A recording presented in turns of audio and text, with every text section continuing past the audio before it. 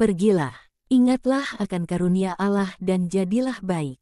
Damai sertamu. Orang banyak berkumpul di kebun kecil sayur mayur dan buah-buahan Elia dan meminta Yesus untuk berbicara kepada mereka.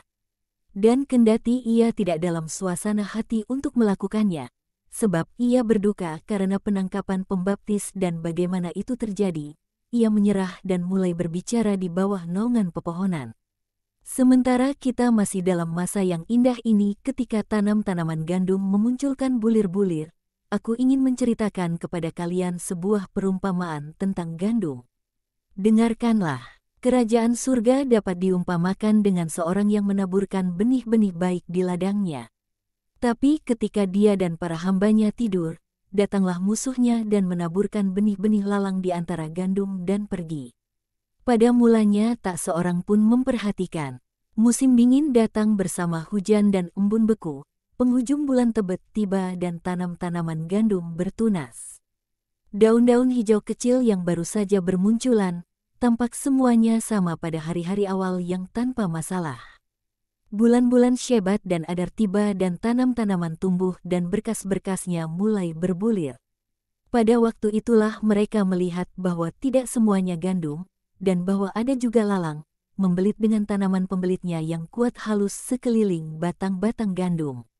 Para hamba itu pergi ke rumah majikan mereka dan berkata, "Tuan, benih apakah yang Tuan taburkan? Bukankah benih-benih pilihan, yang bebas dari segala benih lain?" "Tentu saja demikian. Akulah yang mengambil semua biji-bijian itu dan semuanya dari kualitas yang sama.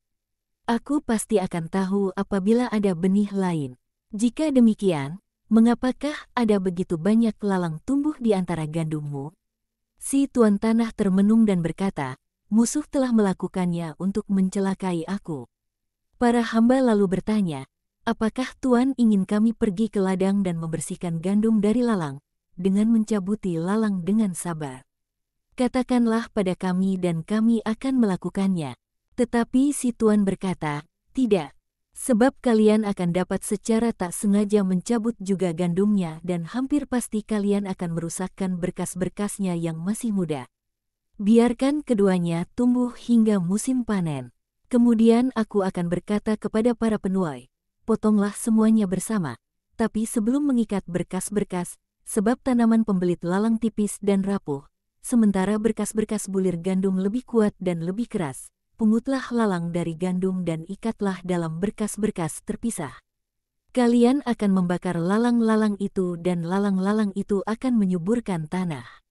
Sebaliknya, bawalah gandum yang baik ke dalam lumbung-lumbung dan gandum itu akan digunakan untuk membuat roti yang lezat, guna mempermalukan musuhku yang akan hanya beroleh menjadi tercela di hadapan Allah sebab kejahatannya yang penuh dengki. Pikirkanlah sekarang betapa sering dan betapa banyak musuh menabur dalam hatimu. Dan kamu harus mengerti bahwa adalah perlu untuk mengamati dengan sabar dan tekun demi memastikan bahwa lalang kecil itu bercampur dengan gandum pilihan. Takdir lalang adalah untuk dibakar. Apakah kamu ingin dibakar atau menjadi warga kerajaan? Kamu katakan bahwa kamu ingin menjadi warga kerajaan. Baiklah, jadi berupayalah untuk menjadi demikian. Allah yang baik memberikan kepada kalian sabda, musuh bersiaga untuk menjadikannya membahayakan, sebab tepung gandum apabila tercampur dengan tepung lalang akan menghasilkan roti yang pahit, yang berbahaya bagi perut. Apabila ada lalang dalam jiwamu, pungutlah dengan kehendak baik dan buanglah, supaya kamu tidak menjadi tidak layak bagi Allah. Pergilah, anak-anakku, damai sertamu. Orang banyak perlahan-lahan bubar. Kedelapan Rasul, Elia, saudara laki-laki dan ibunya, Ishak tua, yang jiwanya bersuka cita melihat juru selamatnya, tetap tinggal di kebun sayur mayur dan buah-buahan. Berkumpullah sekelilingku dan dengarkanlah. Aku akan menerangkan makna sepenuhnya dari perumpamaan pada kalian, sebab perumpamaan itu mengandung dua makna lagi, di samping apa yang telah aku sampaikan kepada orang banyak. Dalam makna universal, makna dari perumpamaan adalah sebagai berikut, ladang adalah dunia. Benih yang baik adalah anak-anak kerajaan Allah yang ditaburkan oleh Allah ke dunia, sementara benih-benih itu menanti untuk mencapai akhir mereka dan dituai oleh penuai dan dibawa kepada Tuhan pemilik dunia yang akan menyimpannya dalam lumbung-lumbungnya. Anak-anak yang jahat adalah lalang, yang juga sudah disebarkan di ladang Allah dengan tujuan menimbulkan duka cita bagi Tuhan pemilik dunia dan merusakkan gandum Allah.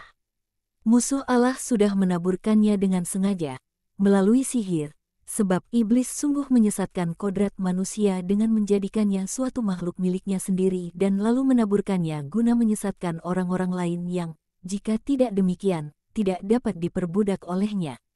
Masa panen, yakni mengikat berkas-berkas dan membawanya ke lumbung-lumbung, adalah akhir dunia dan itu dilaksanakan oleh para malaikat. Kepada mereka diberikan perintah untuk mengumpulkan bersama-sama semua makhluk yang telah dituai, untuk memisahkan gandum dari lalang, dan seperti dalam perumpamaan lalang dibakar, demikianlah mereka yang terkutuk akan dibakar dalam api abadi, pada waktu pengadilan terakhir. Putra manusia akan memerintahkan agar segenap pemfitnah dan pelaku kejahatan dienyahkan dari kerajaannya. Sebab pada waktu itu kerajaan akan ada di bumi dan di surga dan banyak anak-anak musuh akan bercampur dengan warga kerajaan.